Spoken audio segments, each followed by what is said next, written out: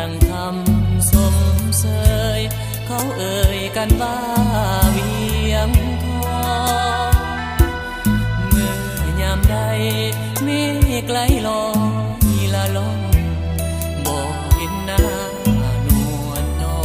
งแล้วต้องสวดให้อาวงามผ่องสีเนื้อนารีใดเจ้าสร้างบุญบางใดเสริมส่งให้เจ้างามงามเด่นเพียงใดห้องหัวใจเจ้าวางบ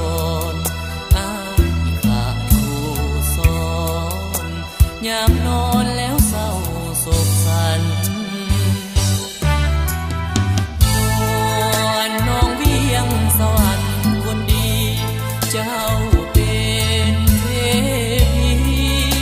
ควรเมืองแห่งนี้มานานเนื้อนวลขาวผ่อง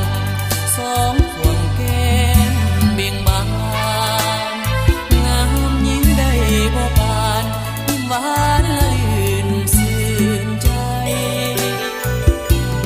เมืองสวรรค์ปานเจ้าให้งามเด่นเมนสายใดได้เห็นแล้วอยากเป็นเพื่อนดวงใจวาสนาจึงน้อมนำมาเคียงใกล้สมดังดวงใจไฟฝันฮักนางแน่นอน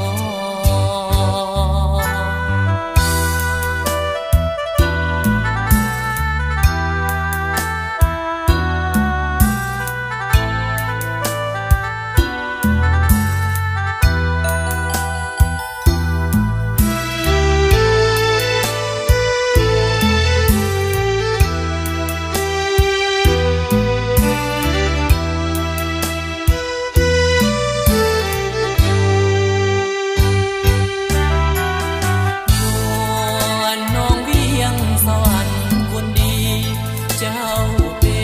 นเทพีควรเมืองแห่งนี้มานานเนื้อนวลขาวผ่อง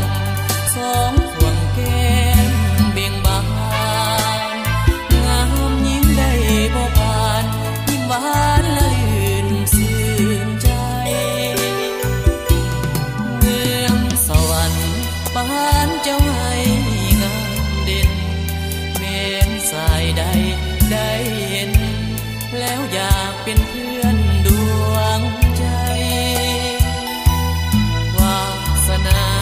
จึงน้อมนำมาเคียงใกล้สมดังดวงใจ